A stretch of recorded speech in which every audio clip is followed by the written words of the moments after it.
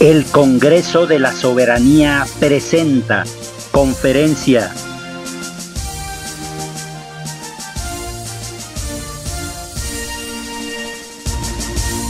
La plática es sobre el viejo régimen en general y del PRIAN en particular y lo que sería un nuevo régimen.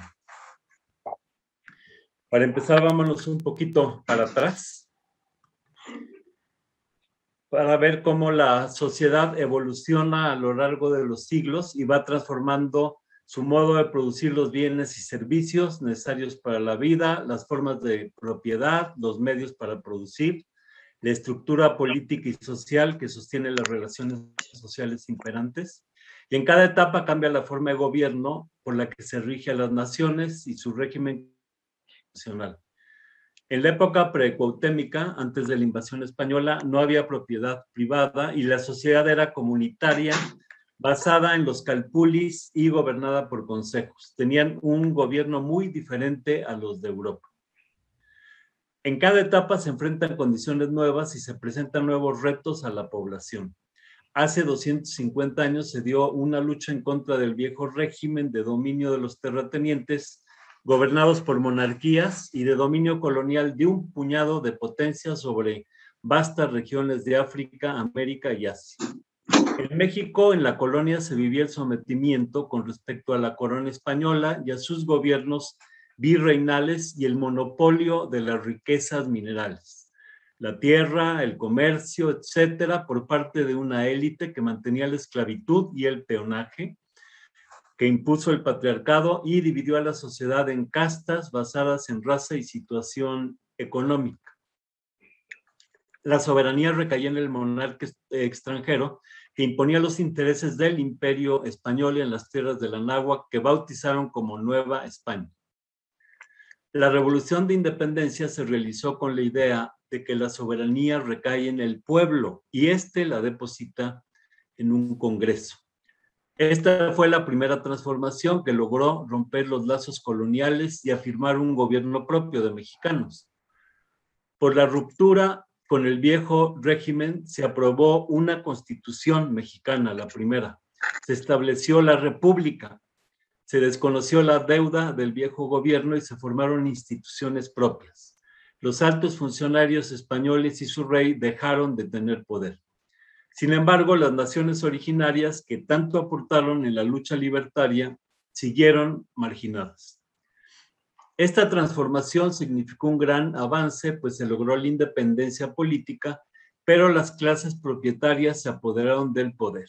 Los realistas que combatieron a los insurgentes monopolizaron los cargos públicos y se mantuvieron las viejas relaciones económicas y sociales y el poder económico de la iglesia, dueña de la mitad de la tierra en campo y ciudad. Los conservadores siguieron anhelando una monarquía y propiciaron regionalismos, divisiones y lucha interna. Continuó el sistema de haciendas, el peonaje y las luchas internas entre las cúpulas. Todo esto llevó a la pérdida de la mayor parte del territorio original de México cuando no se enfrentó con unidad y decisión a la invasión norteamericana. Santa Anna durante años se encargó de mantener el atraso. Hacía falta una segunda transformación y esta comenzó tras la Revolución de Ayutla. Se apoyó en una nueva constitución, la de 1857, y en la lucha durante la reforma contra el viejo régimen. Derrotados, los conservadores buscaron la intervención extranjera y a un monarca europeo y solo tras 4 años de lucha fueron derrotados. Se hizo valer la nueva constitución, se sugirieron pagos de la deuda por parte de Benito Juárez para renegociarlos exitosamente, se expropió la tierra a la iglesia, nacionalizando sus bienes y se impulsó el desarrollo del capitalismo. Con la República restaurada se consolidó la Unión Nacional y triunfaron las fuerzas patrióticas, acabando con rezagos de la herencia colonial y de la monarquía. Al ser una revolución liberal, se mantuvo y se continuó el despojo de la propiedad de los pueblos originarios, privatizando sus tierras. Por cierto, esta medida no la promovió Benito Juárez, fue Miguel Lerdo de Tejada, y posteriormente Porfirio Díaz con las compañías deslindadoras, quien realizó un gran despojo.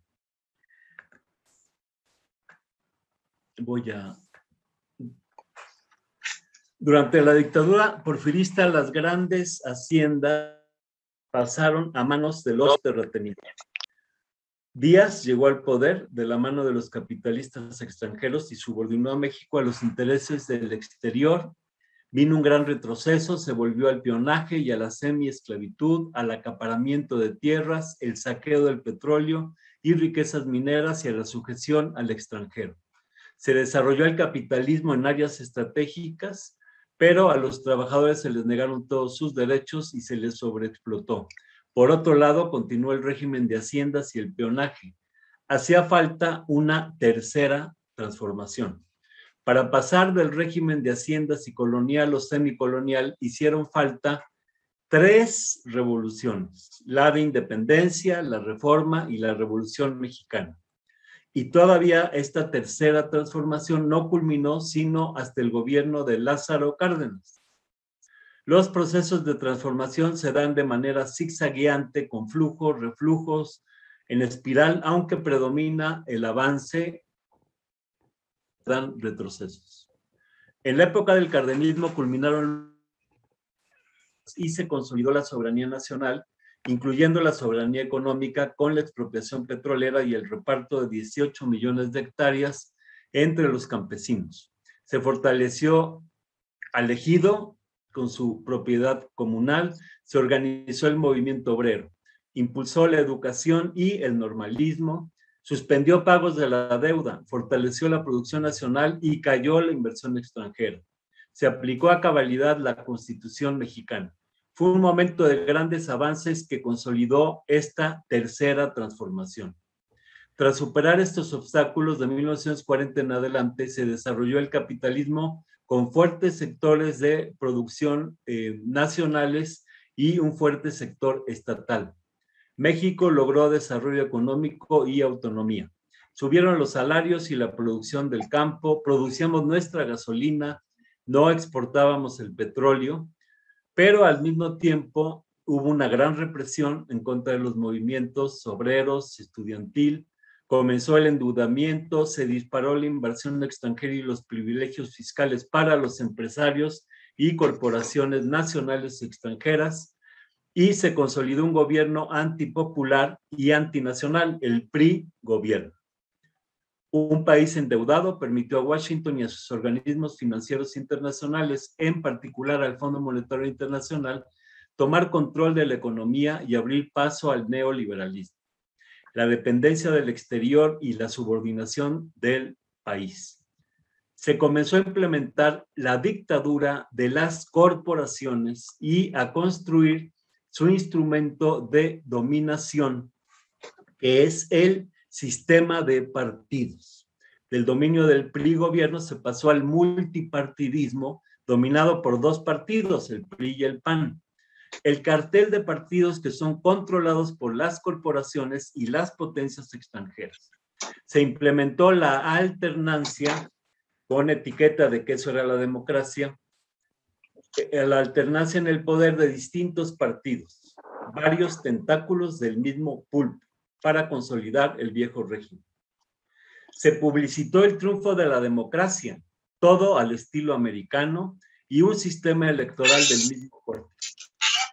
Se disfrazó la imposición del modelo que favorece a las corporaciones, al saqueo de nuestras riquezas y el despojo de los pueblos, con el viejo discurso de los 3 poderes, y se crearon innumerables organismos autónomos para garantizar contrapesos. Cuando triunfa un presidente favorable al pueblo y a la nación, los otros poderes anulan sus buenas intenciones. En realidad, el sistema de partidos, donde supuestamente exigen múltiples opciones, se defiende un solo interés, el de las corporaciones. En este sistema, el monopolio de la selección de los candidatos lo tienen los partidos registrados oficialmente, y a su vez son sus cúpulas las que designan candidatos. Los partidos son financiados con sumas multimillonarias lo que les permite comprar militancia para su partido y votos para sus candidatos, y las elecciones son de dinero. Hace falta disponer de fortunas para ser candidata o candidato. En las campañas se vende la imagen de los postulantes en televisión, radio y otros medios. Se realizan promesas vacías, pero el candidato no está atado a sus compromisos, porque de ser electo es libre de actuar para bien o para mal a su antojo. Es como si les diéramos un cheque en blanco. Los viejos partidos proponen a diputados y senadores, pero también a los ministros de la Suprema Corte de Justicia, a funcionarios del Instituto Nacional Electoral y del Tribunal Judicial Electoral de la Federación, lo que les da todo el control. En algunas ocasiones es el presidente el que propone, pero la elección la hace el Congreso. De este modo, las cúpulas partidarias al servicio de las corporaciones cuentan con los árbitros en las elecciones, el INE y el TRIFE, con los diputados y senadores, ministros y jueces. Controlan los tres poderes. Si un movimiento popular instala en la presidencia a un defensor de los intereses del pueblo y el país, cuentan con jueces y tribunales para neutralizarlo y con diputados y senadores que pueden ser comprados por las corporaciones para frenar el avance. El sistema político y económico actual sirve a las corporaciones y a sus dueños. Veamos lo que ha sucedido en este año en la democracia, entre comillas, americana.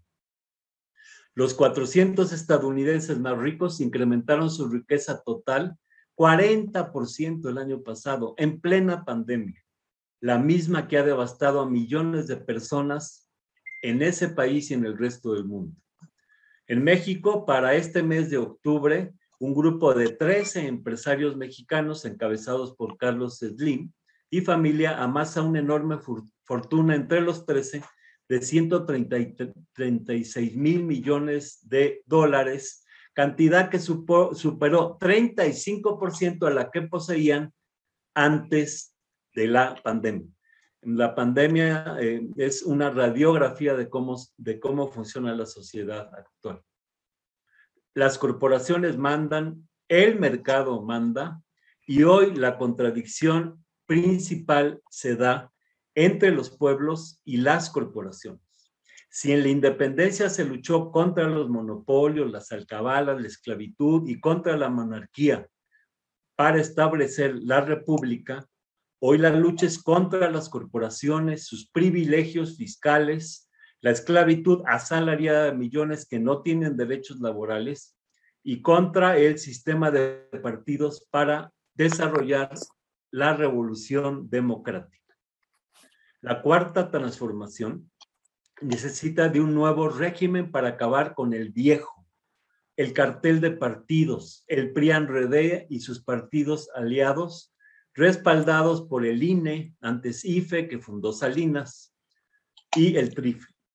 Todos los cambios necesarios implican nuevas leyes del juego, porque las actuales van en contra de la transformación. El nuevo régimen necesita una nueva constitución que le dé el poder de decisión al pueblo para establecer la soberanía popular. No debe México cargar sobre sus espaldas con la vieja herencia del viejo sistema, su deuda oprobiosa, los privilegios fiscales para los más ricos, que aún favorecidos ni siquiera pagaban impuestos. Incluso vemos en estos días cómo la Suprema Corte de Justicia anuló una disposición del presidente López Obrador para castigar a los defraudadores fiscales. Por otro lado, debe por fin reconocer los derechos de las naciones indígenas originarias y lograr la soberanía, no solo política, también la económica, la energética y la alimentaria. Para que avance la cuarta transformación, debemos enterrar al viejo régimen imperante y crear nuevas instituciones verdaderamente democráticas donde el pueblo mande. México necesita urgentemente una transformación profunda y un nuevo régimen para que termine la explotación y el saqueo que protege el viejo régimen y lleve a un desarrollo armónico y bienestar a la población. Transformación para que los intereses del pueblo prevalezcan por encima de las grandes corporaciones y que la soberanía nacional sea un hecho efectivo frente al intento neocolonial muy avanzado de integrarnos en la región norteamericana como apéndice del imperio yanqui. Transformación, en fin, con el fin de que tenga prioridad el interés de México y su autodeterminación sea un hecho, y el pueblo sea dueño de su propio destino. En el siglo XX, primero el PRI gobierno y en el neoliberalismo, el PRIAN, se encargaron siempre de someter al pueblo trabajador a la explotación y la pobreza, a saquear los recursos naturales en beneficio de las grandes empresas, a reprimir a sangre y fuego la organización, la movilización y la protesta popular. Todo en medio de una gran corrupción. Décadas de injusticias llenaron de indignación a la población que buscó un cambio. En el año 2000 se derrotó al PRI por primera vez en la presidencia, pero ganó el PAN. Ya para entonces se había instalado el PRIAN como relevo del PRI y continuador del viejo régimen. Así que el cambio fue en reversa. Se decía que la democracia es un sinónimo de alternancia. Se comprobó la falsedad del dicho. Contra el fraude de 1988 se fundó el PRD, pero siguió la lógica del sistema imperante hasta integrarse plenamente al PRIAN para ser completamente funcional a sus intereses, al grado de aliarse abiertamente con ellos en las elecciones de este año. En la época del PRI gobierno se hablaba de que había que democratizar al país, para lo cual había que instalar el sistema de partidos según el modelo de Estados Unidos y la alternancia de diferentes partidos en el poder. Se buscó implantar el dominio de dos partidos turnándose en el gobierno, así como en Estados Unidos, el republicano y el demócrata, que son como Coca-Cola y Pepsi-Cola. Estuvo en el gobierno el PRI, en el 2000 el PAN y en 2012 vuelta el PRI, y así acompañados en todo momento de muchos partidos que son sus paleros y aliados, el Verde, el Movimiento Ciudadano, etcétera, para presentar un pluripartidismo que para el sistema del American Way of Life es sinónimo de democracia, pero que solo disfraza la dictadura de las corporaciones. Mientras tanto, los diferentes gobiernos, los distintos partidos siguieron las mismas políticas antipopulares, endeudaron al país, entregaron su territorio a la explotación minera, privatizaron sectores estratégicos, destruyeron la banca nacional para depender del sistema financiero internacional, usaron nuestro petróleo en beneficio de los extranjeros y hasta privatizaron la petroquímica, la industria petrolera, eléctrica, la distribución de gasolina, entregaron al campo a las corporaciones agroindustriales. Hasta playas y fronteras las abrieron al dominio extranjero. Aumentó la violencia, las matanzas, el narcotráfico, las desapariciones. La situación se hizo insostenible, pero se hablaba de que el sistema de partidos nos había conducido por fin a la democracia. Contra este estado de cosas y ante la promesa de una cuarta transformación, 30 millones de mexicanos votaron contra el PRIAN y a favor de un nuevo partido, Morena, que dirige a López Obrador, quien por 15 años había señalado los principales problemas del país y generado la esperanza de resolverlos.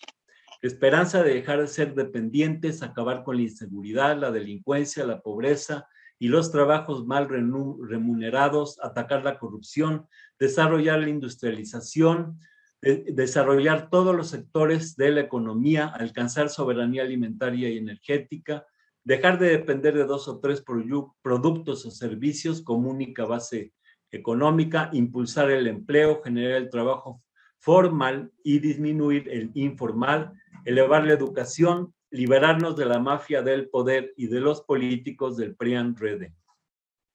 El presidente López Obrador llegó con una mayoría del 53% de los votos, a pesar de fraudes y chanchullos, con una mayoría que podía ejercer, le gustara o no a la oposición, sin necesidad de repartir cargos a los prianistas.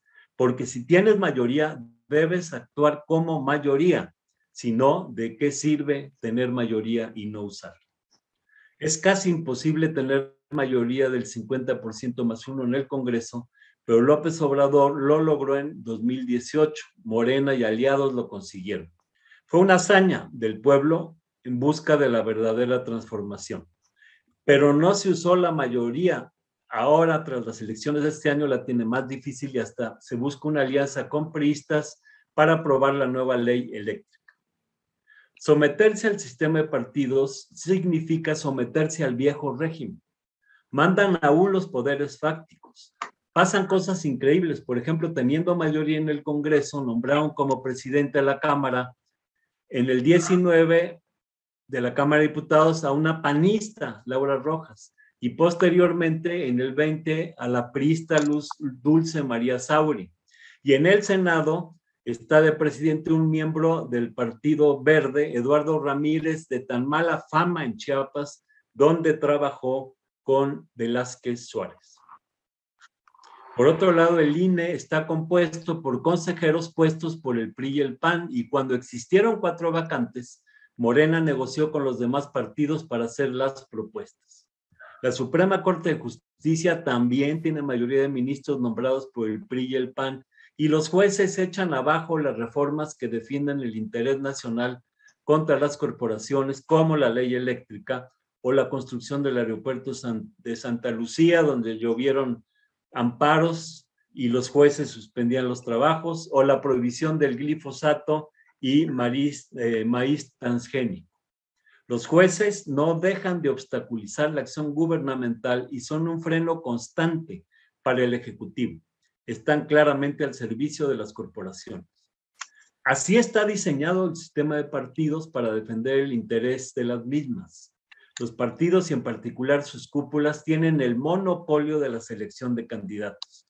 Las campañas son de dinero, de modo que los representantes están sujetos a las decisiones y el apoyo de las corporaciones y a un financiamiento de miles de millones por parte de nuestros impuestos. Con estos mecanismos, ellas controlan todo el Estado, el legislativo, el judicial, el ejecutivo. El Senado nombra a los ministros de la Corte, estos proponen y el Senado elige a los magistrados electorales, los diputados nombran a los consejeros del INE, de modo que las cúpulas partidarias tienen el control del aparato estatal. Si un candidato progresista gana la elección del Ejecutivo, está todo el aparato para limitar su acción. Actualmente todo partido está sujeto a estas instituciones del viejo régimen y al cartel de partidos. Veamos, el presidente de Morena fue electo por el Tribunal Electoral del Poder Judicial de la Federación y el INE, valiéndose de encuestas privadas y no por sus propios militantes, y fue impuesto hasta el año 2023. Al mismo tiempo, en Morena reciclan a militantes que vienen del PRI, del PAN, del PRD, del Verde, etc. En las candidaturas a gobernadores de este año, pues Morena postuló en los 15 estados a 14 candidatos con pasados perredista, priista o ambos, y solo una de las nominaciones procedió de sus propias filas. Otros, bueno, ya llevaban en Morena algunos años, pero provenientes del PRD, del PRI, etc. Morena ha sido dividida, fragmentada, atacada desde dentro y desde fuera, todo por seguir actuando en el marco del viejo régimen y de sus aparatos de control. Además que los candidatos, una vez en el poder, no están controlados por los electores, así es que es fácil que las corporaciones los controlen o los compren, y terminan haciendo lo contrario de lo que prometieron en campaña. Muchos antiguos miembros del PRD, el PRI y el PAN fueron admitidos en Morena y resulta que siguen con las viejas políticas de siempre. Vemos cómo quienes encabezan las comisiones hídricas en la Cámara de Diputados y en la de Senadores son defensores de las corporaciones que acaparan el agua y no quisieron aprobar la nueva Ley General de Aguas. Por otro lado, el país se divide con gobiernos del PAN, de Morena, del PRI, del Movimiento Ciudadano, del Verde, que actúan en los distintos estados como feudos y con frecuencia se enfrentan y sabotean los esfuerzos de un gobierno federal progresista. Lo mismo sucede a nivel de presidencias municipales, alcaldías y congresos locales. Los partidos parten. El sistema de partidos es el obstáculo actual para la democracia, así como la monarquía lo fue para la república. Tiene que eliminarse de raíz con la renovación democrática, en la que los candidatos los seleccionen los propios electores, se deje de financiar a los partidos, se prohíban campañas de dinero, propaganda, promesas vacías para sustituirlos por el debate de propuestas que define un programa y que los candidatos electos cumplan obligatoriamente el programa acordado en campaña. O sea, que estén mandatados por los electores y que existan mecanismos ágiles de revocación del mandato. Que los representantes se organicen en una asamblea nacional en la que se manifieste el poder del pueblo, un solo poder, una unidad férrea con su brazo ejecutivo y judicial que garantice lo acordado en la asamblea para que se lleve a cabo. Quitarles todo poder a las cúpulas de los partidos para que la soberanía la ejerza el pueblo. Solo así se logrará una auténtica y profunda transformación de la vida de México y una democracia verdadera. Solo así culminará la cuarta transformación, una transformación que conduzca a la paz. En la actualidad se enfrentan también otros tipos de guerra distintos a los convencionales. Uno de ellos es la guerra del narcotráfico, que afecta de manera especial a México. Es conocido que las cúpulas de partidos, como las del PAN, el PRI, el PRD, el Verde, han desarrollado la narcopolítica, usando el poder del Estado para proteger a la delincuencia y también las diversas formas de negocio ilícito que mueven grandes cantidades de recursos, cuentan con poderosas redes y capacidad de penetración de las estructuras formales de las sociedades en diversos ámbitos, mismas que actúan en el sistema político y electoral para empoderar a sus representantes. Asesinan a los periodistas que denuncian sus nexos y opositores a sus proyectos depredadores. Desgraciadamente, recientemente el Partido Verde hizo ganar la gobernatura de San Luis Potosí a Ricardo Gallardo con fama pública de narco y que incluso ha estado encarcelado. Solo una profunda renovación democrática y un nuevo sistema político y electoral podrá conducir al país a la transformación que requiere. Se necesita un nuevo régimen donde las elecciones sean realmente democráticas, así como la selección de candidatos. Sin selección democrática no hay elección democrática. Gran inconformidad causó en las elecciones de este año la selección de candidatos. Se escogió a artistas y a famosos, a boxeadores, a cómicos, solo para obtener votos para los partidos. Y se incluyó a muchos chapulines que pasan de partido a partido y son seleccionados en vez de escoger a militantes probados del propio partido.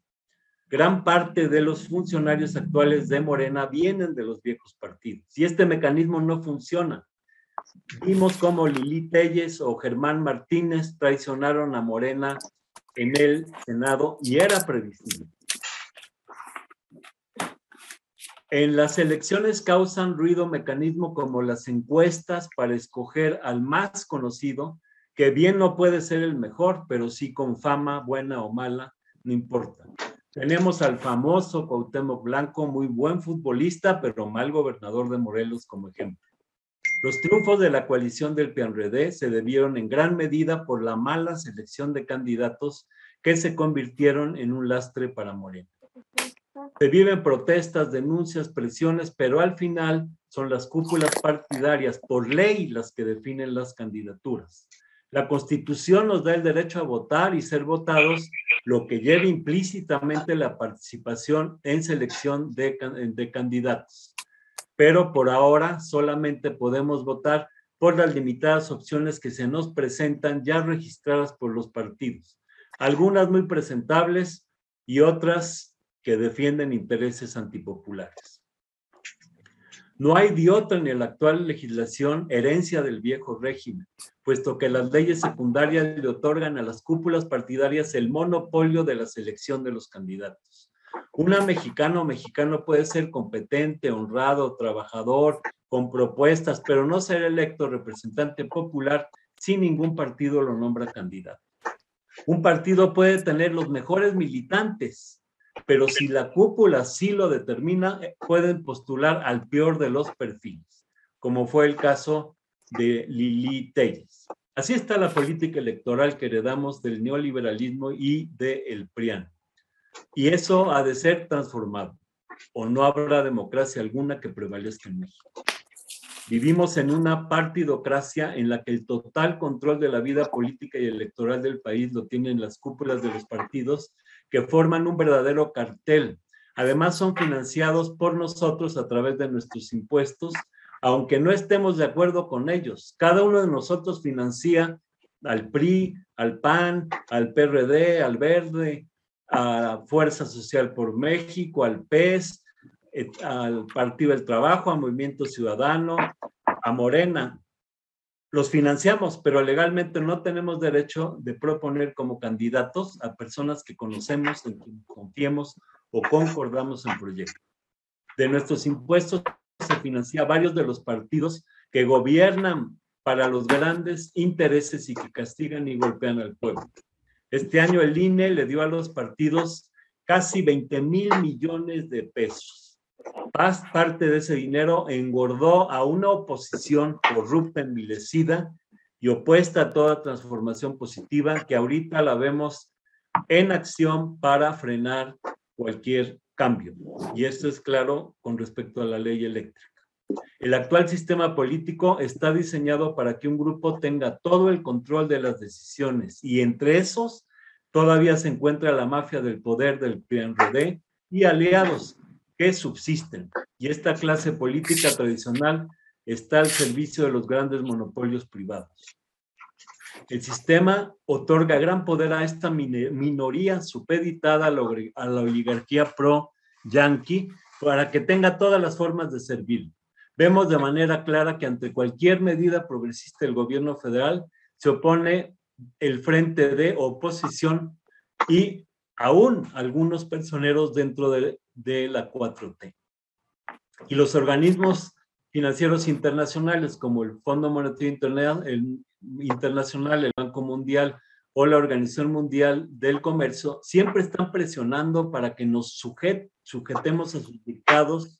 Ellos dicen que son los dictados del mercado y cuentan con el total apoyo de partidos a su servicio que son financiados por nosotros. No solo no podemos seleccionar nuestros candidatos, además las campañas son de dinero y venta de imagen, guerra sucia, compra de votantes, manejo tendencioso de la información por los medios y no como debería de ser, análisis y propuestas para la solución de problemas. Las elecciones deben ser una jornada para que con la participación popular se define el rumbo a seguir. Las elecciones son inequitativas porque las campañas dependen en gran medida del dinero que puedan invertir los candidatos. Los medios de comunicación aparentan que la competencia es transparente y que a través de encuestas se conocen las tendencias de los electores, pero estas son manejadas al gusto del cliente y los medios tradicionales impulsan libremente y con gran fuerza su agenda. Los medios no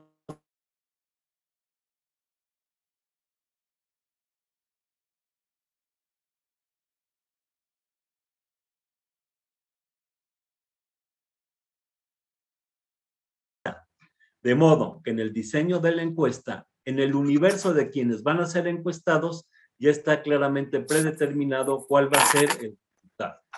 Y después lo dan a conocer como un estudio neutral. Las encuestas son utilizadas por los medios para preparar el ánimo del elector y de la sociedad para que acepte los resultados finales, que bien pueden ser fraudulentos, como en las elecciones presidenciales de 1988, en la que el PAN ayudó al PRI, y las del 2006, en la que el PRI apoyó al PAN. O ante su total derrota en 2018, siguen activos para denostar a un gobierno renovador e inflar candidatos al servicio de los más ricos, visibilizarlos e ignorar a verdaderos representantes populares. En vez de analizar las propuestas de los candidatos y discutirlas, se da de dar a conocer los problemas, sus soluciones y diversas alternativas, la discusión se centra en cómo van las encuestas y se llenan las calles de anuncios con publicidad y muchos nombres y fotos que no dicen nada y solo producen basura y contaminación visual, además de polarizar al extremo para descalificar toda medida que afecte a los intereses de los poderosos. El INE y el Instituto Electoral del Distrito Federal nos bombardean de propaganda en la que nos piden participar, pero no podemos proponer candidatos ni existen mecanismos para plantear programas de gobierno que después sean validados en las urnas. Los representantes, una vez electos, no están mandatados y mientras ofrecen una cosa en campaña, en el poder hacen todo lo contrario, como lo observamos en muchos estados de la República. En el año 2009, por ejemplo, todos los candidatos a diputados afirmaron que no iban a incrementar los impuestos y lo primero que hicieron fue aumentar el IVA un 16%. Felipe Calderón prometió empleos. ¿Y qué pasó? Nunca nos habló en campaña de que iba a desarrollar la guerra del narco. También prometía que iba a disminuir el precio de la gasolina y no hizo más que subirlo. De modo que el candidato es libre de decir lo que quiera y en este sistema, ya en el poder, hace lo que se le da la gana. Lo que hacen los presidentes en el poder nunca lo dicen en campaña. Carlos Salinas de Gortari en 88 jamás habló de Tratado de Libre Comercio en campaña. Ernesto Zedillo en 94 nunca mencionó que iba a privatizar ferrocarriles o a rescatar a los bancos con el Fobaproa. Vicente Fox, como candidato en el 2000, nunca mencionó que nos iba a integrar a Estados Unidos con la ASPAN en energéticos y seguridad. Y así cada uno de aquellos mandatarios hizo lo contrario de lo que dijo en campaña. En el viejo régimen, la elección se firma un cheque en blanco para... Ahí hay un ruido. ¿Pueden cerrar su micrófono? Creo que es Yesenia.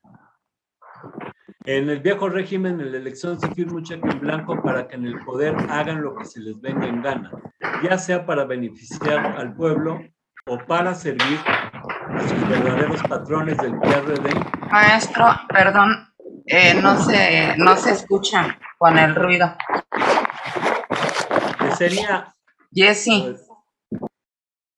Ya.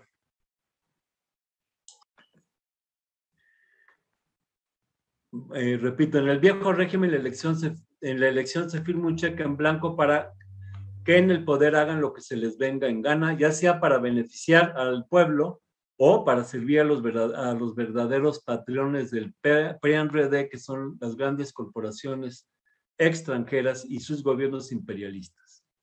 Por ejemplo, en 2012, Calderón y el Senado aprobaron pagarle 175 mil millones de pesos al Fondo Monetario Internacional para ayudarlo a rescatar a Europa. Así se las gastan.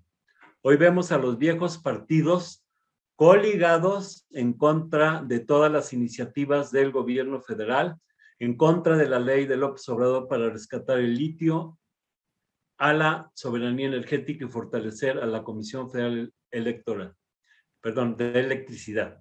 Para que México tenga una democracia, que lleguen al gobierno personas responsables de un proyecto alternativo y cuando lleguen gobiernos que buscan la transformación sean apoyados plenamente por el Congreso de la Unión y el sistema judicial, hace falta una renovación democrática y un sistema político que permita que el pueblo mande y decida el rumbo a seguir, de modo que sea firme el apoyo para un gobierno transformador y que todas las instituciones apoyen la transformación.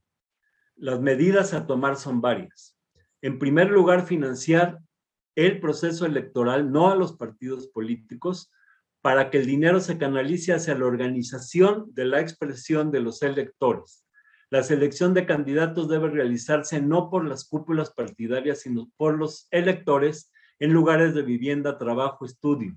en las que escojan a las personas que conocen, probadas, de confianza. Las elecciones deben ser equitativas, con igual acceso a los medios de comunicación de todos los candidatos para que presenten propuestas. Cerrar las puertas a las campañas de dinero, a la guerra sucia, a la compra de votantes. Los representantes electos deben cumplir lo acordado en campaña con los electores y sus propuestas. Una vez aprobadas por el elector, debe ser un mandato obligatorio. Y por último, debe existir un mecanismo de revocación de mandato. En las elecciones actuales, excepto el proyecto de nación de Morena que puntualiza los compromisos para que México recupere soberanía y retome el rumbo, aunque muchos de sus dirigentes y candidatos sean omisos, ajenos y hasta traidores y contrarios a esos compromisos, no hay en el PRI ni en el PAN propuestas de solución a los problemas, solo ataques, descalificaciones, chismes. Nos han hundido estos dos partidos, el PRI y el PAN, en el neocolonialismo y la dependencia con Estados Unidos, por lo que hace falta una profunda transformación para que el gobierno de López Obrador reafirme la independencia y soberanía de México y la necesidad de impulsar la cooperación para el desarrollo y no para la guerra. Para enfrentar a las poderosas corporaciones se requiere ya de un sistema político y electoral renovado. Hoy ha llegado el momento de conquistar la plena independencia y soberanía, y esta lucha va íntimamente ligada al triunfo de la democracia. Urgen profundas transformaciones que entierren al viejo régimen. Vienen tiempos de cambio, de renovación del sistema político y electoral para que sea el pueblo quien ejerza su soberanía. Las decisiones favorezcan los intereses de la mayoría y el desarrollo y bienestar en México. Para ello es imprescindible la renovación democrática y un nuevo régimen. Es una tarea pendiente que exige solución. A lo largo de la historia, cada vez que hay un cambio, pues se da una nueva constitución, se dan procesos de nacionalizaciones, de expropiaciones, se afecta a los propietarios, en fin, una transformación requiere profundas medidas económicas, políticas, sociales, etc. La cuarta transformación ya inició, hay que empujar para pues que culmine con éxito todas sus metas. Pues muchas gracias y pasamos a opiniones y intervenciones y preguntas. Gracias por su atención.